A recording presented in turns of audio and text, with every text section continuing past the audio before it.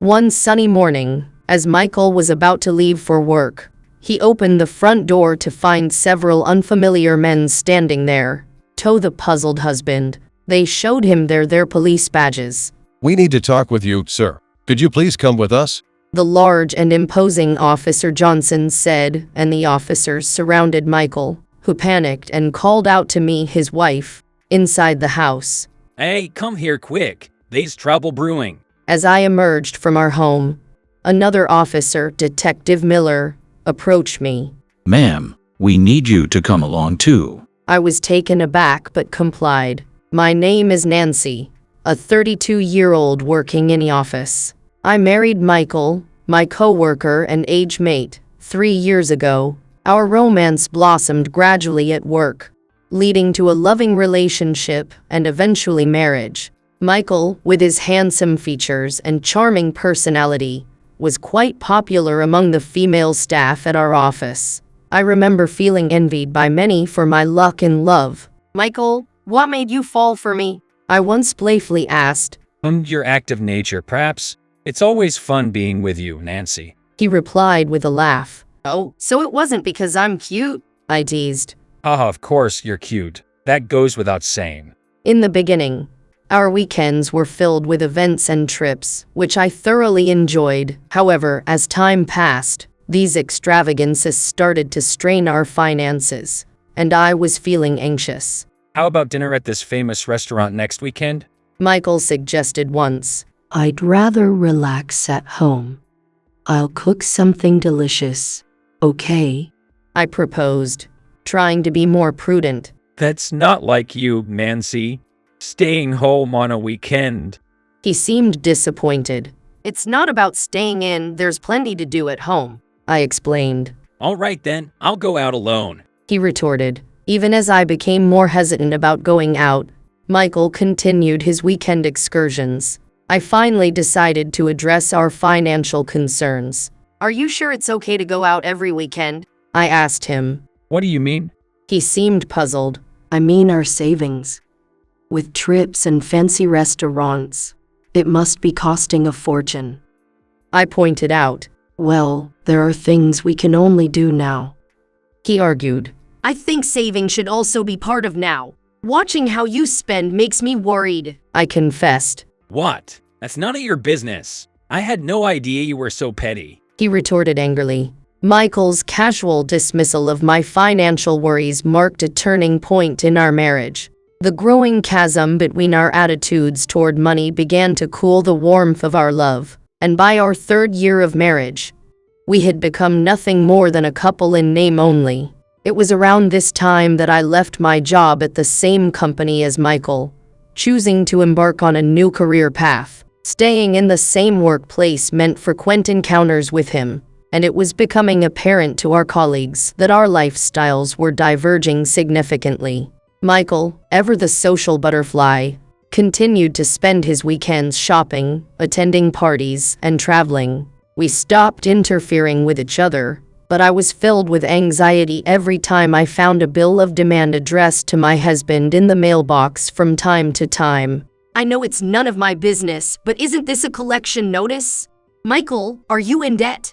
I confronted him one day. "Really, it's none of your concern. I'm handling it fine. I'll pay these off all at once." He snapped back, frustration evident in his voice. Having previously worked at his company, I was well aware of his salary, and it certainly wasn't sufficient to sustain his lavish spending habits. My alarm only grew when he suddenly purchased an imported luxury car. "What's this? Did you buy this, Michael? No way!" I couldn't hide my astonishment. "Oh, nice, isn't it?" he gloated. But my concern was more about how he managed to afford it. "How did you buy it? Did you get a loan?"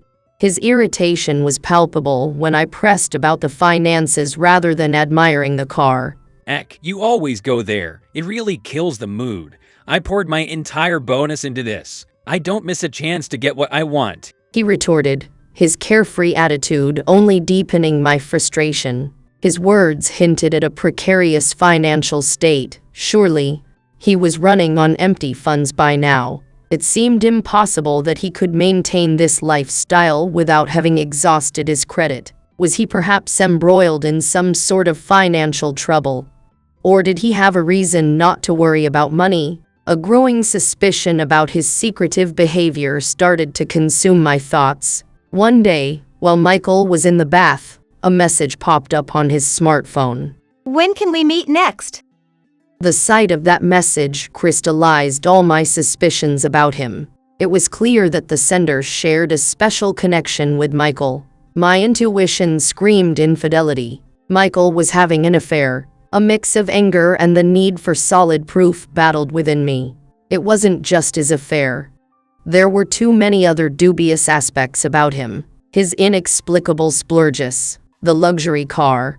He had to be embroiled in some serious financial trouble, and I couldn't shake off the feeling that this could spell disaster for me too.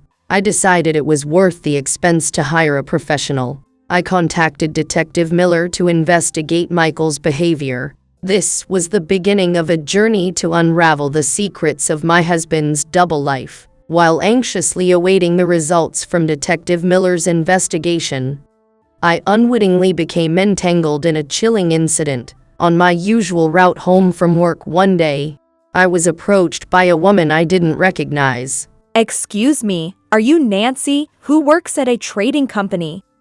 She asked. I'm sorry, but who are you? I replied, feeling a bit uneasy. The woman, around my age, looked at me with a hint of hostility in her eyes, which frankly scared me a little. I'm Elizabeth, Christopher's wife. You must know what I mean, she declared. Christopher, I'm afraid you might have the wrong person. I responded, genuinely confused. I had no idea who this woman or Christopher was. I quickly left, feeling her intense gaze on my back as I walked away. It was true. I did work at a trading company and a small firm where no one else shared my name. This woman seemed to know who I was, but I had no knowledge of her or her husband, Christopher. This encounter left me feeling uneasy.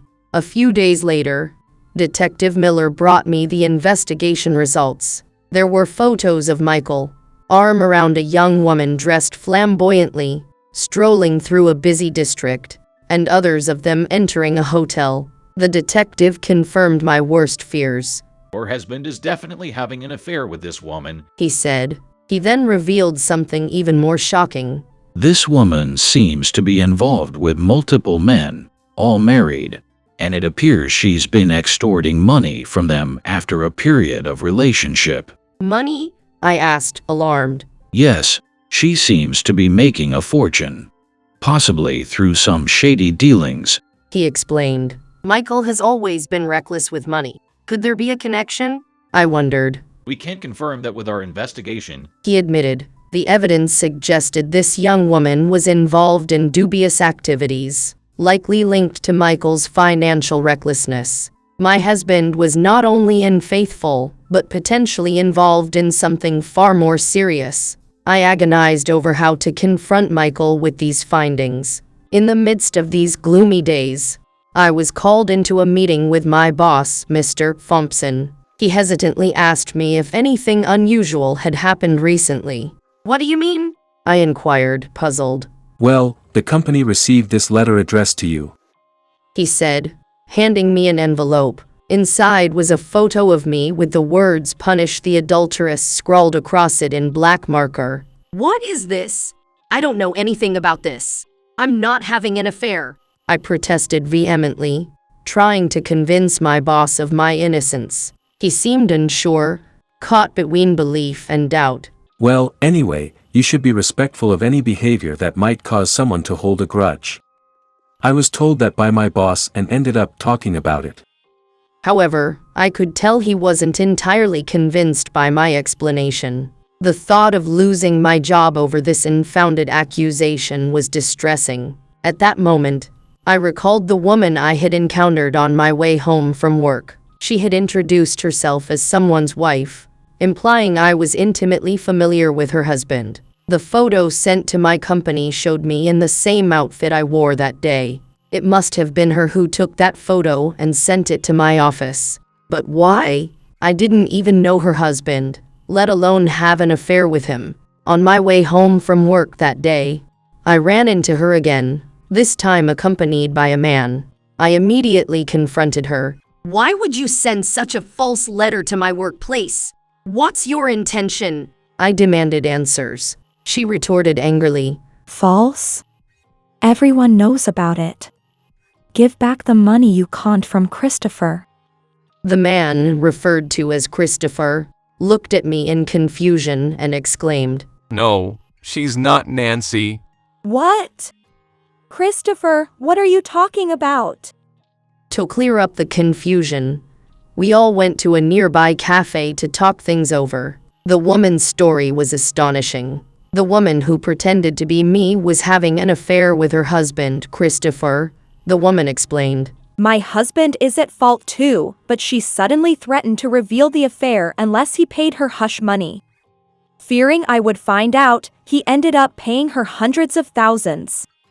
She explained. I suddenly remembered the woman Detective Miller had investigated Michael's affair partner. Wait, look at this photo. Isn't this the woman, your husband's affair partner? I showed them the photo I received from the detective. Yes, that's her. That's my Nancy. The man acknowledged, much to the woman's fury, leading her to slap him. I gave the woman all the information the detective had gathered about the imposter. She vowed to report Nancy to the police and promised to visit my office to correct the misunderstanding and apologize.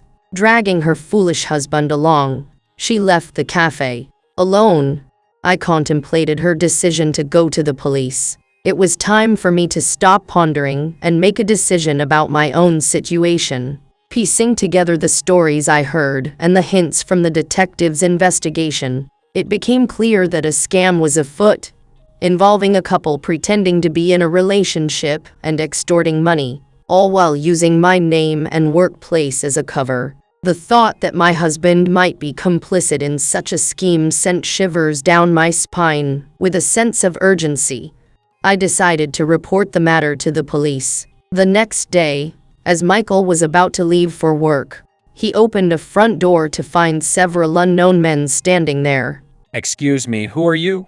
Is there something you need? He asked, visibly confused. The men revealed their police badges. We need to talk to you. Would you mind coming with us? They said. What? The police. Did I do something wrong? I can't think of anything. Michael stammered. We'll discuss it at the station. They replied. Surrounded by the imposing officers, Michael panicked and called out to me. Nancy, come here, quick. Something serious is happening. I stepped out from the house, and one of the officers spoke to me. Ma'am, we need you to come along too. We've been expecting you. You're the lady in question. I handed over the investigative report I got from the detective to the police. The officers, after reviewing the report, nodded in understanding. So you're the real person who reported this. Thank you for your cooperation. Heh. Take care. Have a happy life with your fake self. I waved cheerfully as the police took only Michael away. Later, I received both good and bad news. The good news was that Michael wasn't involved in the scam. He had been manipulated by his affair partner, who had targeted him for his reckless spending. Even the purchase of the foreign luxury car was orchestrated by her. In the process, Michael had naively given her our names, address, and workplace details for the car's registration, not realizing it was a stolen vehicle. The car was eventually confiscated by the police, and Michael, having spent his entire bonus on it, was left with nothing. The bad news was that Michael was only questioned by the police and then released.